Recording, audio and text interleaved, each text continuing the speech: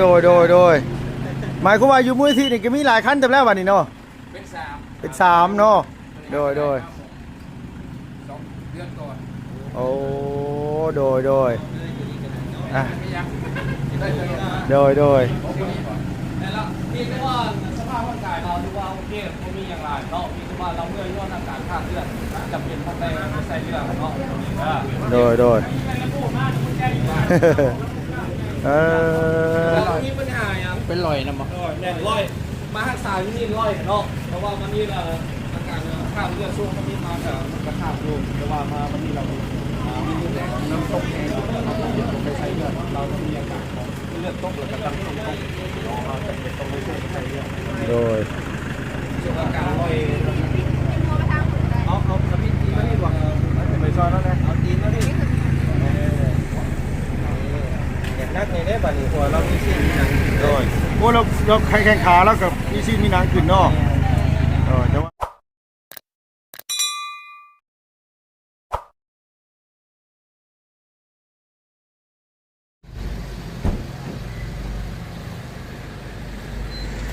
โดยเนาะพี่เนาะโอ้ตอนแรกลุงคิดว่าดอกไม้ของจริงโมแมนได้พี่น้องเอ้ย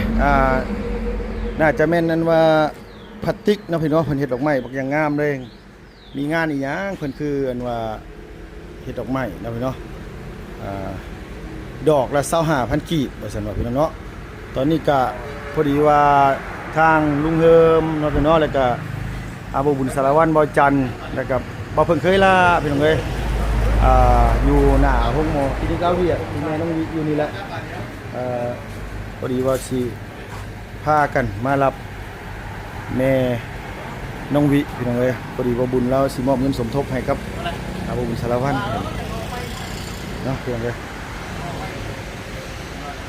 คุณกำลังตั้งกล้องตั้งท่ากันอยู่เนาะพี่เนาะนี่เลยก็ตามใจแล้วเพิ่นเดี๋ยวลุงก็ต้องกราบสบายดีพ่อแม่พี่น้องแล้วก็สวัสดีพี่น้องซื้อบัตรสุขคนพี่น้องเอ้ยที่เขามารับมาชมช่องลุงเฮิมชาแนลพี่น้องเอ้ยหน่วยกู้ภัยทางไอโยดเพิ่นขึ้นมารับแม่น้องดีลงไปต้องโมแข่งสวรรค์เขตเพิ่นว่าตอนนี้ก็พากันมานี่แหละนะห้องแพทย์ห้องหมอนี่แหละเนาะพี่น้องเนาะนั่นแหละก็ถ้าติดตามเบิ่งน้ำกันพี่น้องไอ้ลูกกบมากับบ่ได้ถ่ายคลิปอัปเดตให้พี่ให้น้องเบิ่งเลยแม่น้องวินี่กับอันนี้เป็นเทื่อแรกนะพี่น้องคือเข้าไปเยี่ยมไปยามแล้วขอบคุณหลายๆพี่น้องที่ติดตามและรับชมแล้วพี่น้องขอบใจหลายๆเพิ่นไปน้ำกันจะค้นบ่นี่พี่น้องแม่น้องวิเนาะพี่น้อง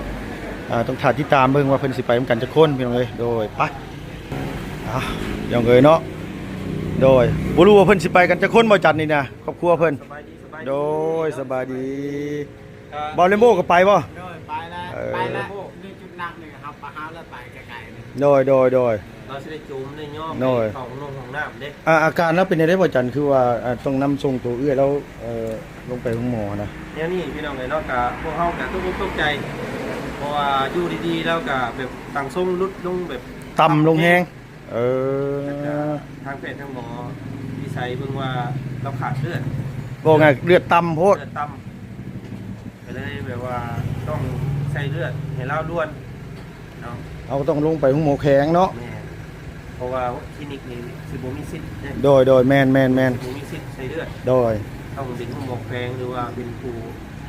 ทางรัฐนั่นแหละโดยรัฐเนาะก็ง่ายก็คือสมมุติว่าเซโปนี่ก็ลุงหมอกลุ่มเซโปนเนาะอยู่นี่คันมันบ่มีก็นำลงไปพุ่น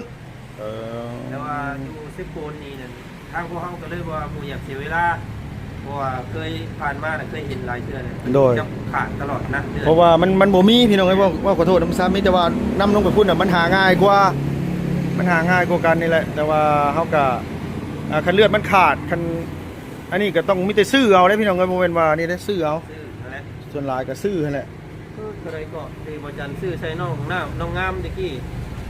น้องงาม2.5 ล้านไปได้ถุงนึงโดยแต่ว่าข่อยซื้อเซปตาเขาว่าเขารู้เดียวแล้วตอนนี้เนี่ยมันแล้วแต่ว่าอันนี้เนี่ยคือ2.9 ล้าน 3.5 ล้านก็มีมันเลยแต่ว่าเลือดกรุ๊ปไหลมันขาดนะแบบว่าเพิ่นเพราะว่าเพิ่นมาขายเพิ่นเว้าเอาจังใดก็ได้เขาก็ต้องอยากได้เขาก็ต้องซื้อนะพี่น้องแบบว่าขั้นต่ำสุดนี่ก็ประมาณบ่จันว่าเลย2 ล้านปลาย2.5 ล้านนี่แหละแต่ว และบาทนี้พี่น้องจะได้ปีนี้เนาะ จังหวัดนักขึ้นบ่จักติ ล้นเติบเลยเด้ โดย จะเดือนในครั้งเพิ่นก็มีอยู่แต่ว่ามันบ่หลาย โดยมันบ่หลายคันสมมุติว่าเฮาสิเอาเลือดในข้างมาน่ะเฮาก็ต้องเจาะเลือดเฮานี่ไปแทนมันตรวจเลือดเฮาเจาะแล้วก็จังได๋บ่ลัมโบสิสละบ่ สละแล้ว สละเนาะ สละแล้ว คันไปตรวจคันบ่มีโรคมีภัยก็สละเนาะ สละแล้ว แต่มันถือกันอีก โดย เนาะ ถือกันเลยให้แล้วล่ะ โดยเพราะว่าเป็นพี่เป็นน้องกันอยู่เนาะ โดย ว่าไงกับมีแต่บาเลมโบกับเอื้อยแล้วนะพี่น้องเอ้ยเล่นนำก็เพราะว่าบาเลมโบนี่อยู่เฮือนกกเฮือนเข้าเนาะ โดยเฮาละเป็นพ่อ โดยอยู่เฮือนกกเฮือนเข้าซัมพอผู้หนึงบ่ได้พี่น้องไอ้ลูกหลานก็ทุกอย่างบาเลมโบหาอยู่หากินมาให้ลูกให้หลานกินเนาะ โดย เออแต่ว่าขออนุญาตนำมันว่าทางพ่อของน้องบีนี่เมียเราเป็นสิเราเคยมาเยี่ยมอยู่บ่ พ่อ บ่เคยมา พอมาเลย เออ มีเมียใหม่แล้ว มีเมียใหม่แล้ว โดย โดย มาเลยมาจอบ ลูกเต้าก็บ่ได้มาหา ลูกก็ไปหาเมื่อแล้วน้องพี่ เออ หาเมื่อแล้ว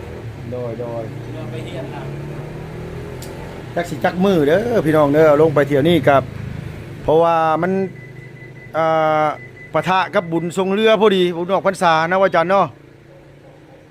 กับทีมงานก็สิได้ลงไปอยู่ดอกแต่ว่าคันว่างคันหยังก็สิแวะไปเยี่ยมไปยามแล้ว คุณพระแล้วบ่ เดี๋ยวต้องทำ โทรหามาพี่โย ทั้งนั้นว่าไผมารับว่าจัน ให้โยน อ๋อทั้งอายุทีมงานขาประจำ ไป เนาะ พวกประเทศเฮาแล้ว อ๋อผมประเทศคือเก่าคือเดิมพี่น้องเอ้ยบ่รู้ว่าเราเปลี่ยนรถคันใหม่ยังจะว่าเอารถคันเก่ามาป๊าดโต ขั้นใหม่แล้ว ใครอยู่สนะโอเคโดย เอาไปกันไปส่งในบ่อเตียงเพิ่นมื้อน่ะ โดย ขั้นใหม่ เอา อยู่ ก็ถือว่าตัวนี้มันก็สิบ่ค่อยมีปัญหาบ่ได้แอร์ก็เย็นแน่เนาะว่าจันเนาะเอาพี่น้องมีแต่ว่าถ่ายติดตามเบิ่งก่อนถ้าอ้ายเรากินข้าวกินน้ำได้แล้วก็มีแต่ว่าสิพากันเดินทางเมื่อเนาะว่าจันเนาะโดย ด่วนขาดแห้ง ว่าไงว่าด่วน ไว้นั่นแหละ ต้องอันนี้เลยเนาะ เรื่องเลือดเรื่องยางให้เราแล้ว โดยโอเคพี่น้องโดยมันคือบ่แม่นคันนี้แต่เก่าฮะ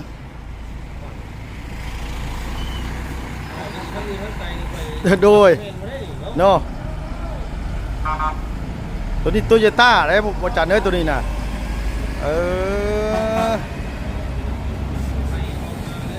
โดยโมเมนเพิ่นเช่ารถคนอื่นมาบ่จักบ่จัน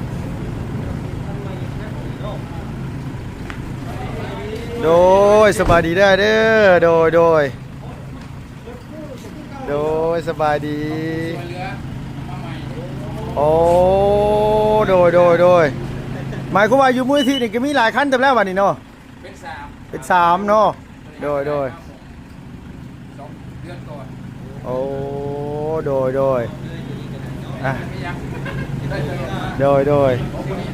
ต่ละพี่ก็ว่าสภาพร่างกายเราที่ว่าโอเคบ่มีอย่างไรเนาะพี่ก็ว่าเราเมื่อยว่าอาการขาดเลือดจำเป็นต้องได้ใส่เลือดเนาะ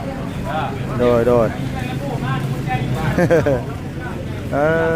อ แล้วมีปัญหาอย่าง เป็นลอยนะมั้ง แน่ร้อยมาหักษาที่นี่ร้อยเนาะเพราะว่ามันนี่อาการข้ามเลือดช่วงมันนี่มาแต่มันก็ข้ามอยู่แต่ว่ามาวันนี้เรามีเลือดแดงน้ำตกแดงเราต้องไปใช้เลือดเราต้องมีอาการของเลือดตกหรือก็ตั้งตกเราจะเป็นต้องไปใช้เลือด โดย ส่วนอาการร้อยเอากระพิ้ตีมานี่ดีกว่าไปซอยแล้วนะเอาตีนมานี่ เห็นนักในได้บัดนี้หัวเรามีชิ้นมีหนัง โดยโอ้เราแข่งขาแล้วกับมีชีมีหนังขึ้นเนาะแต่ว่าเราตั้งทรงแล้วรถคือว่าเราขาดเลือดซื่อนะพี่น้องเอ้ยเย็นอยู่เนาะ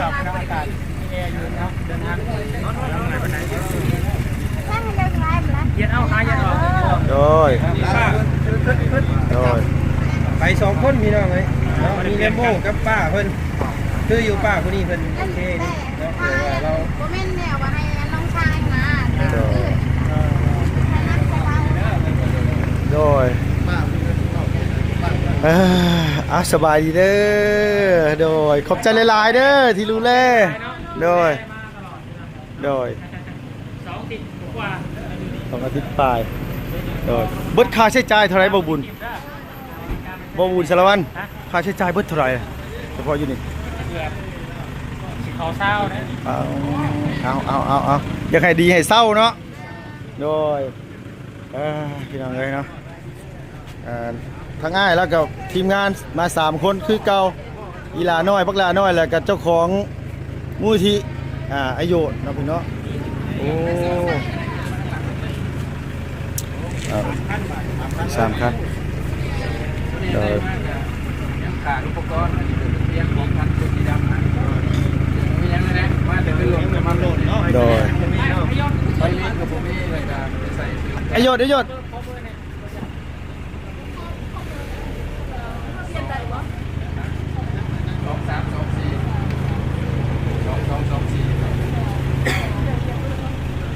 พอภาษาอังกฤษได้โอ้ความมืออ่ะได้อีกท่าน หรื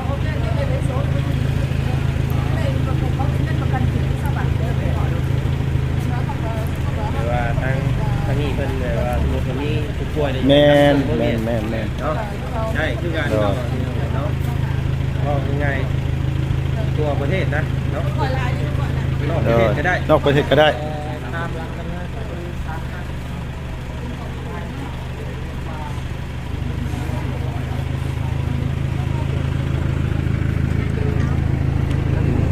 มีหน้าสองคนมาเปลี่ยนกันด้วยเนาะ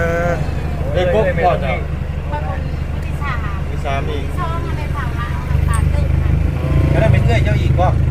โอ้ รายการอันแม่กุ้งน้องเวียงแล้วเป็นด้วยพกหน้าก็เป็นร้อยอีกกัน ก็เป็นร้อย นี่ เนาะ เรานอนเนี่ยเราพอเราเมื่อยเนี่ย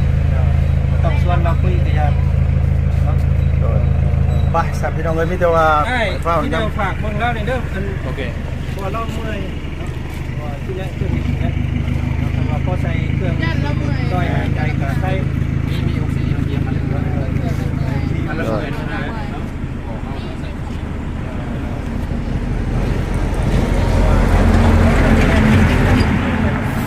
พ่อกันอยู่ห้องบอกแฟน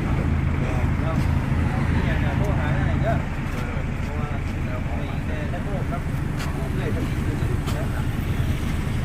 โดยโอเคสนามพี่น้องเลยเนาะอ่า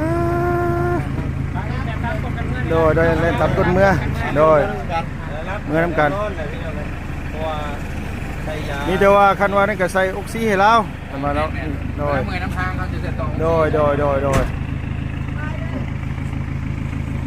อ่าโดย สู้ๆๆตรงนี้2 นิ้ว โดยน้องเอ้ย แห้งมาเลยเนี่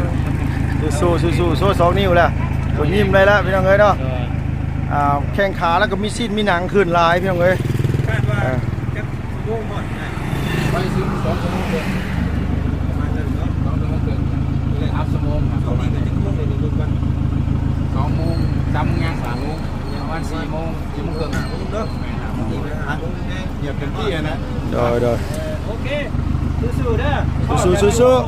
ตะกี้จอยคนนี้บอก จอยตะกี้น่ะจอยแห้งหนังหุ้มกระดูกเลยอันนี่แล้วมี เบิ่ง นี่ นี่จะได้บ่เนี่ย ย้อนหลังหมด ตัวนี้เรามีซีดมีหนังขึ้นได้ ตีโตได้มาจะมีตีคนไหนเลย ข้างเดียวได้แต่เดียว โดย เดี๋ยว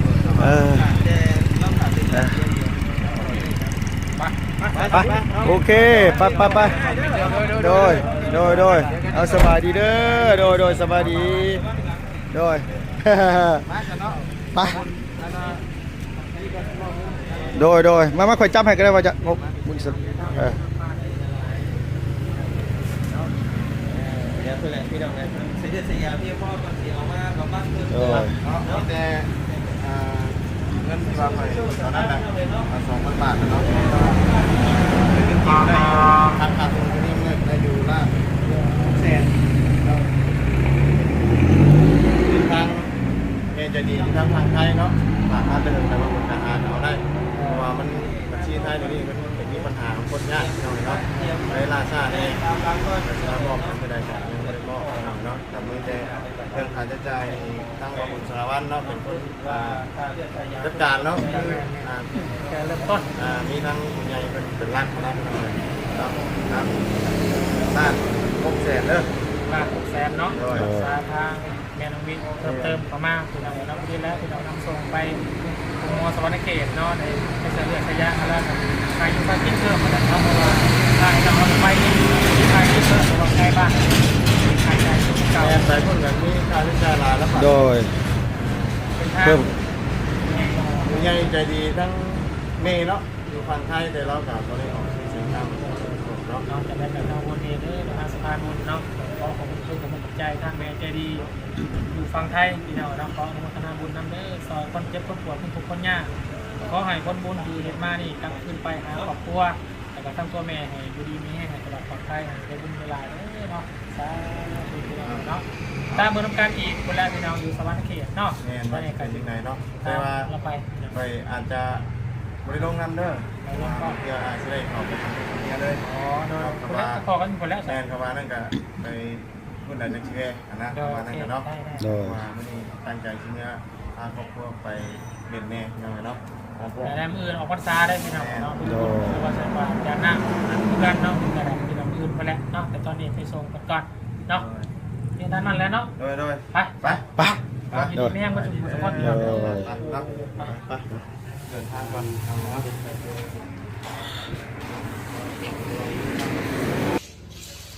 เนาะ น้องพี่น้องทางอายุเพิ่นมารับแม่น้องวิเป็นที่เรียบร้อยแล้วเดินทางก่อนแล้วเพียงว่าทางทีมงานกับมอบเงินสมทบทางบ่บุญนั้นว่ามันป่ามอบให้ทางบ่บุญสารวัตรมาซอยกันลำเลียงล่าวลงไปใส่เลือดใส่หยางอยู่อุโมงค์แข่งสารเขตน้องพี่น้องจังได๋ก็ภาวนาให้เราหายไวๆพี่น้องเอ้ยเห็นบัดนี้ก็อ้วนขึ้นแล้วเนาะโตเป็นว่าเอาสบายดีอีกรอบหนึงพ่อแม่พี่น้องเนาะสำหรับคลิปนี้ก็ขออนุญาตเดินทางก่อนพี่น้องเอ้ยเนาะอยู่ดีมีแห้งอย่าเจ็บอย่าจนดำๆไปด้วยพี่น้อง FC บ่ชื่อทานสุขภาพแข็งแรงเนาะพี่เนาะไปแล้วบ๊ายบายสบายดีเด้อพี่น้อง